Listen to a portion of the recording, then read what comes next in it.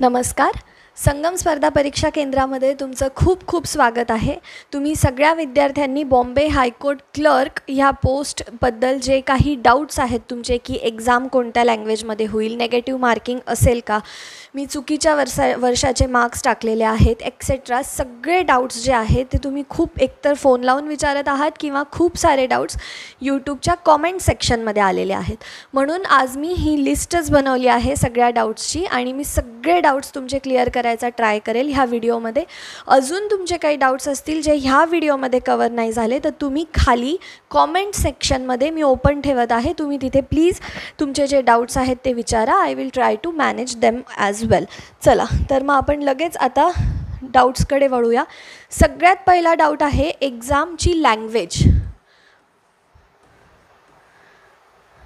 मी तुम्हाला त्या दिवशी एक्झाम पॅटर्नमध्ये पण सांगितलं होतं की आपली एक्झाम जी आहे ती 3 टप्प्यांमध्ये होणार आहे. पहिली आहे स्क्रीनिंग टेस्ट, त्यानंतर टायपिंग आणि त्यानंतर इंटरव्ह्यू. त्याला तुम्ही वायवा पण म्हणता. ठीक आहे. आता ह्या स्क्रीनिंग टेस्टमध्ये तुम्हाला इंग्लिश आणि मराठीमध्ये एक्झाम होणार आहे. म्हणजे सगळे क्वेश्चन्स इंग्लिश मराठीमध्ये असतील असं नाही. 80 क्वेश्चन्स तुमचे इंग्लिशमध्ये असणार आहे आणि 10 क्वेश्चन्स मराठीत असणार आहे. ते कोणते? जे मराठीचे स्पेशल क्वेश्चन्स आहे, म्हणजे व्याकरण, शब्दांचा उपयोग, वाक्प्रचार वगैरे हे सगळे जे टॉपिक्स आहे ते 10 मार्काचे मराठीमध्ये होतील.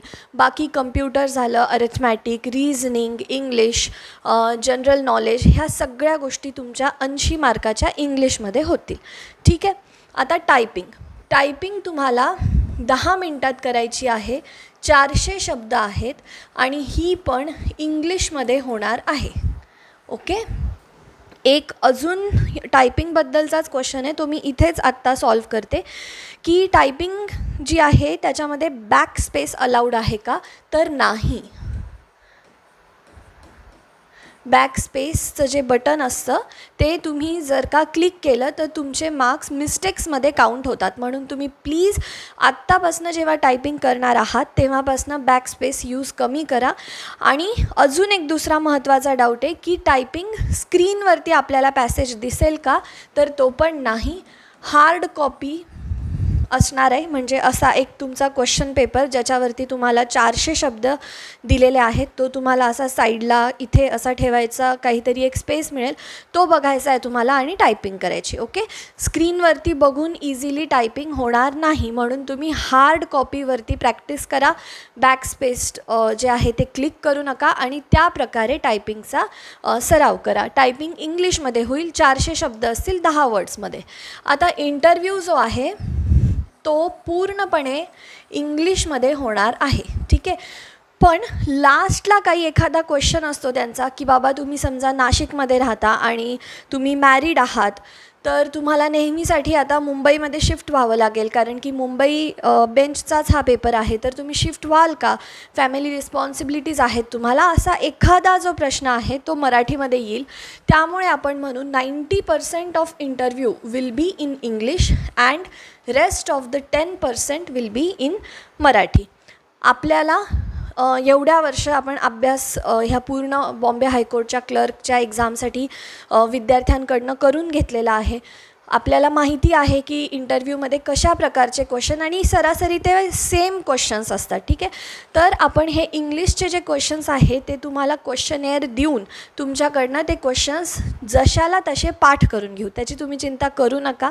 इंग्लिश बोलता येत असेल तर वेल गुड इनफ आहे. तुम्ही स्वतःला छान रिप्रेझेंट करू शकाल आम्ही तुम्हाला गायडन्स केल्यानंतर. आणि जरी इंग्लिशमध्ये काही तुम्हाला प्रॉब्लेम असेल तर आपण याच्या आधीही बरेच मराठी मीडियमचे असे विद्यार्थी आहे ज्यांना आपण ट्रेन केलेलं आहे and they scored good marks, decent marks in their interview. So just like what I am saying की तुम्ही आमच्यावरती त्या गोष्टी सोडून द्या. We will take care of it. Okay. आता मी तुम्हाला लँग्वेज सांगितली आहे, टायपिंग सांगितली, एक्झाम कोणत्या भाषेमध्ये होईल ते सांगितलं, इंटरव्ह्यू लँग्वेज सांगितली. आता पुढचा डाऊट आहे स्टुडंट्सला की मॅम ही 400 रुपये जी फीस आहे बॉम्बे हायकोर्ट एक्झामची ती कुठे पे करायची? ठीक आहे. तर तुम्ही लेफ्ट आउट फील नका करू. बॉम्बे हायकोर्ट प्रत्येका गोष्टीसाठी नोटिफिकेशन देतं. कोणतीही छोटी गोष्ट झाली, मोठी गोष्ट झाली त्यांच्या एक्झाम पॅटर्नमध्ये, त्याचं बॉम्बे हायकोर्ट म्हणून जी त्यांची वेबसाईट आहे तिथेच तुम्हाला नोटिफिकेशन येईल. ठीक आहे. नोटिफिकेशन कुठेही इकडे तिकडे गेलेलं नसतं. तुमचा जो ॲडव्हर्टाइजमेंटचा सेक्शन आला होता त्याच्याच खाली सगळ्या नोटिफिकेशन येतात की नोटिफिकेशन, मग ॲप्लिकेशन म्हणजे अप्लाय करा ऑनलाईन, त्यानंतर सिलेक्शन झालं ज्यांचं स्क्रीनिंग टेस्टसाठी ते रिजेक्शन, सगळं तिथेच येतं. तिथेच तुम्हाला 400 की 450 रुपये काहीतरी आहे ती फीस भरायची. तुम्हाला तिथे नोटिफिकेशन येईल, तुम्ही तिथे भरा आणि आपण पण तुम्हाला सांगू जेव्हा नोटिफिकेशन येईल तेव्हा तिथे ते भरायचं आहे. It's not a big deal. ठीक आहे. आता त्यानंतर मला तिसरा क्वेश्चन आहे की बाबा माझं एज्युकेशन जे आहे ते मी रॉंग लिहिलं आहे. म्हणजे माझं MA आहे आणि मी MBA लिहिलेलं आहे. तर माझं स्क्रीनिंग टेस्टमध्ये नाव आलेलं आहे पण माझं रिजेक्शन होईल का? ऑफकोर्स तुमचं रिजेक्शन होईल, कारण की ही छोटी मिस्टेक नाही आहे, एक छोटा ह्युमन एरर नाही आहे. ही खूप मोठी मिस्टेक आहे की तुम्ही एका फील्डमध्ये एज्युकेशन घेत आहात आणि तुम्ही डायरेक्ट दुसरी फील्ड केलेली आहे. तर इट्स नॉट ॲक्सेप्टेबल. तुम्ही अभ्यासही करू नका, कारण तुम्ही लास्टला जाऊन रिजेक्टच होणार आहात. त्यामुळे अशा गोष्टी, जसं मला विचारलं आहे की माझं BA झालं आहे पण मी BSc टाकलं आहे, तुम्ही डायरेक्ट फील्ड जर्नरच तुमचा जो आहे तो चेंज केलेला आहे, तर इट्स नॉट ॲक्सेप्टेबल. ठीक आहे. टायपिंगमध्ये बॅकस्पेसचा क्वेश्चन मी केला. मार्क्स कोणत्या वर्षीचे? खूप महत्त्वाचा क्वेश्चन आहे हा. आपण आता लगेच डील करू मार्क्सचा. हे बघा काय असतं, काही ग्रॅज्युएशन जे असतात ते 3 टप्प्यांमध्ये असतात.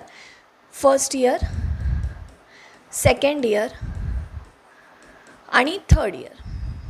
ठीक आहे. इंजिनिअरिंग किंवा अजून ऑनर्स केलेले जे विषय असतात ते 4 इयरपर्यंत असतात. ठीक आहे. नॉर्मली 3 इयर्सचं ग्रॅज्युएशन असतं किंवा 4 इयर्सचं असतं. आता तुम्हाला काय सांगितलं होतं की तुम्ही ह्या थर्ड इयरचे मार्क्स टाकायचे आहे. ते पण कोणते? प्रत्येका इयरमध्ये आपल्याकडे सेमिस्टर असतं. सेमिस्टर 1, सेमिस्टर 2, 3, 4, 5 आणि 6. तर तुम्हाला हे 5 आणि 6चे मार्क्स टाकायला लावले होते.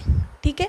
5वं आणि 6वं सेमिस्टरमध्ये तुम्हाला जितके मार्क्स आहेत ते ॲड करून त्याचे पर्सेंटेज, मार्क्स पण नाही, पर्सेंटेज टाकायला लावले होते.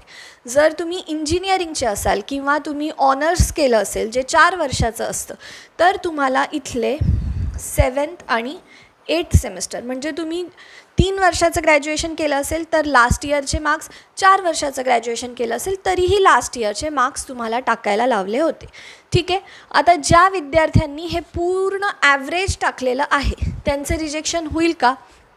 तर अनलेस अँड अंटिल तुम्ही काहीतरी खोटे डॉक्युमेंट्स किंवा खोटी पदवी, जी मी आधी जो क्वेश्चन सॉल्व केला तसं केलेलं नाही आहे, तोपर्यंत तुम्हाला टेन्शन घ्यायची गरज नाही आहे. तुम्ही तुमचेच मार्क्स टाकले, फक्त ते मार्क्स तुम्ही ॲग्रिगेट टाकलेले आहे, फायनल इयरचे टाकले नाही आहे. आय होप काहीतरी तुम्हाला जसं आता बॉम्बे हायकोर्ट JTIमध्ये ज्यांच्याकडे काही डॉक्युमेंट्स कमी आहेत वगैरे त्याच्यासाठी त्यांना परत मागवत आहेत. तर आय होप तुम्हाला पण काहीतरी तशा प्रकारचे करेक्शन करायची संधी मिळेल. स्क्रीनिंग टेस्टमध्ये नाव आलं आहे, तुम्ही काही चुकीच्या गोष्टी केल्या नाही आहे की टायपिंगचं सर्टिफिकेट मागितलं होतं पण मी स्टेनोचं टाकलं, तर अशा गोष्टी तुम्ही केल्या नाही आहे. म्हणून तुम्ही प्लीज एक्झामवरती फोकस करा, स्क्रीनिंग टेस्ट द्या. I hope everything will be cleared in document verification. Okay. तर हा एक डाऊट आहे. दुसरा डाऊट आहे की CGPA 2% कसं करायचं होतं. आता तर त्याची वेळ गेलेली आहे, पण त्यांनी नोटिफिकेशनमध्ये सरळ लिहिलेलं आहे की जर तुमचं CGPAमध्ये जर तुमचा मार्क मेमो असेल तर तुम्ही युनिव्हर्सिटीमध्ये जायचं आणि पर्सेंट वाईज जो मार्क मेमो आहे तो कलेक्ट करायचा आणि एक्झाममध्ये फायनली पर्सेंटेजच टाकायचे, CGPA टाकायचं नाही. जर तुम्ही ही पण मिस्टेक केली असेल तर आय होप तुम्हाला पण वेळ मिळेल, पण आपल्याला टाकायचे पर्सेंटेज होते कधीचे, तर फायनल इयरचे. ओके. आय होप तुमचा डाऊट क्लिअर आहे. आता आपण मार्क्सची पण गोष्ट बघून घेतली. ह्या गोष्टी तुम्ही इथेच क्लिअर करा, ठीक आहे. तुम्ही मला कंटिन्यू ह्या गोष्टींसाठी आणि सेम क्वेश्चन्स येतात मॅक्झिमम क्वेश्चन, तर मार्क्सचे आहे. आय होप तुमची गोष्ट जी आहे ती क्लिअर झाली असेल. स्क्रीनिंग टेस्टला निगेटिव्ह मार्किंग आहे का? तर नाही, ठीक आहे. स्क्रीनिंग टेस्टला नेगेटिव्ह मार्किंग नाही आहे. तुम्ही प्लीज 90च्या 90 क्वेश्चन अटेम्प्ट करा. तुम्हाला येत जरी नसेल तरी तुम्ही प्लीज थोडासा डोक्यावरती फोर्स द्या, थोडंसं प्रेशर आणून प्लीज तुम्ही आन्सर द्यायचा, राईट आन्सर द्यायचा ट्राय करा. कारण की निगेटिव्ह मार्किंग नसल्यामुळे आपलं कोणत्याच प्रकारचं नुकसान नाही आहे. म्हणून आपल्याला मार्क्स जर मिळाले त्याचे तर फायदा होईल. म्हणून तुम्ही प्लीज सगळे क्वेश्चन्स अटेम्प्ट करा. आता लास्ट टाईम कट ऑफ काय होता, वॅकन्सी किती होती, तुम्ही ह्या गोष्टीमध्ये खूप पडत आहात. पण बॉम्बे हायकोर्ट स्वतः नोटिफिकेशनमध्ये कट ऑफ किती लागला होता ते सांगत नाही.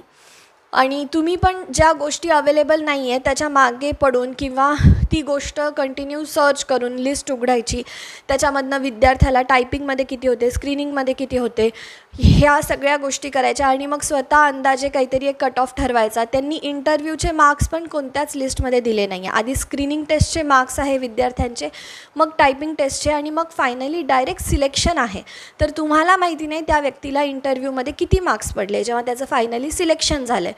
म्हणून तुम्ही प्लीज कट ऑफच्या मागे पडू नका. कास्ट वाईज इथे कट ऑफ नाही आहे, सगळ्यांचा एकत्रित आहे. जेंडर वाईज नाही आहे की मुलींचा वेगळा, जसं आपल्याला MPSCमध्ये महिला वर्गाचा एक असतो वेगळा प्रत्येका याच्यामध्ये सेक्शनमध्ये, प्रत्येका कॅटेगरीमध्ये, तसं इथे नाही आहे. म्हणून तुम्ही प्लीज नीट अभ्यास करा. मिनिमम मार्क्स 45, 10 आणि 16 प्रत्येका याच्यामध्ये 45, 10, 16 असे आहे. त्याच्या मागे पडू नका. जास्तीत जास्त मिळवायसाठी, मार्क्स मिळवायसाठी स्ट्राईव्ह करा. ओके. त्यानंतर टायपिंगमध्ये स्क्रीनवरती बघून टाईप करायचं आहे का? आय हॅव टोल्ड यू की नाही, इथे कुठेतरी एक पेपर ठेवलेला असणार हार्ड कॉपी, तिथे बघून तुम्हाला टाईप करायचं आहे. एक्झाम कुठे होणार, पुढचा क्वेश्चन आहे एक्झाम कुठे होणार. ठीक आहे.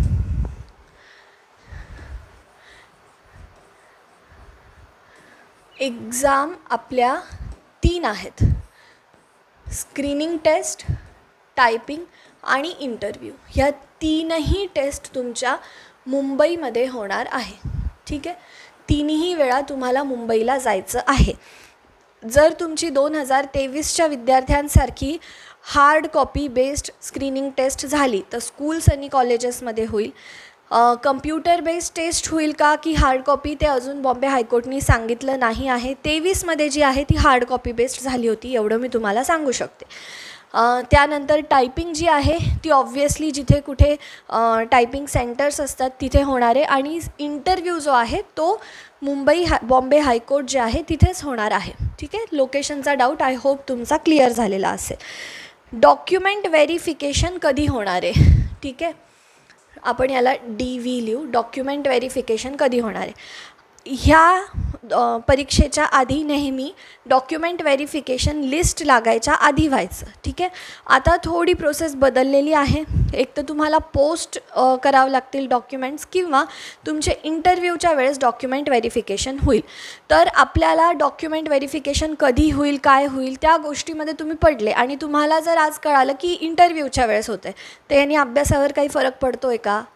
नाही पडत आहे. जर मी तुम्हाला सांगितलं की डॉक्युमेंट व्हेरिफिकेशन तुमचं लगेच होणार आहे, 400 रुपये फीस भरायची जेव्हा लिंक येणार आहे त्याच्यासोबतच तुम्हाला डॉक्युमेंट्स अपलोड करायचे, तरी तुमचा काही त्याच्यामध्ये नुकसान आहे का? काहीच नाही आहे. तुम्ही फक्त एक गोष्टीचं लक्ष घ्या की तुमचं टायपिंग सर्टिफिकेट, MSCIT, ग्रॅज्युएशनचा मार्क मेमो, 10th आणि 12th हा हँडी ठेवा, प्लस कॅरेक्टर सर्टिफिकेट. ठीक आहे. ह्या सगळ्या गोष्टी बघा, 10th, 12th, ग्रॅज्युएशन, जर तुम्ही पोस्ट ग्रॅज्युएशन केलं असेल आणि तिथे फिल केलं असेल तर ते MSCIT, टायपिंग आणि कॅरेक्टर सर्टिफिकेट, ह्या सगळ्या गोष्टी तुमच्या हँडी ठेवा. ज्यांचं नाव तुम्ही फॉर्म फिल करत असताना कॅरेक्टर सर्टिफिकेटमध्ये 2 एमिनंट पर्सनॅलिटी जे गॅझेटेड ऑफिसर्स आहे ह्या पोस्टवरती आहे त्यांचं आपल्याला नाव लिहायचं होतं. तर तुम्ही त्यांच्याचकडनं आता कॅरेक्टर सर्टिफिकेट बनवून घ्यायचं.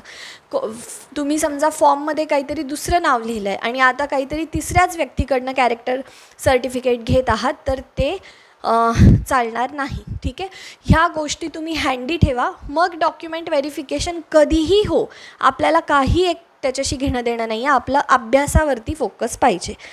एक्झाम कम्प्युटर बेस्ड की hard copy based, I hope मी तुमचा तो डाऊट सॉल्व केलेला आहे. ठीक आहे, आता तुमचे ह्या व्यतिरिक्त अजून काही डाऊट्स असतील तर प्लीज मला कॉमेंट सेक्शनमध्ये सांगा.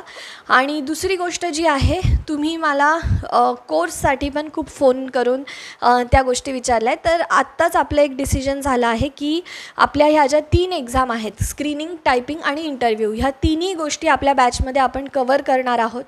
त्या बॅचच्या व्यतिरिक्त दुसरी बॅच आपण काढत आहोत ज्यामध्ये आपण फक्त आणि फक्त स्क्रीनिंग टेस्टचा अभ्यास तुमच्याकडनं करून घेऊ. हे लेक्चर पण लाईव्ह असणार आहेत. तुम्ही लाईव्ह टीचर्सला डाऊट विचारू शकता आणि जरी ते तुम्हाला रेकॉर्डेड फॉर्मॅटमध्ये मिळाले तर बोर्डवरती कुठेही डेट लिहिलेली असतील, ते रेकॉर्डेड लाईव्ह असणार आहेत. म्हणजे ते त्याच दिवशी रेकॉर्ड झालेले असणार आहे.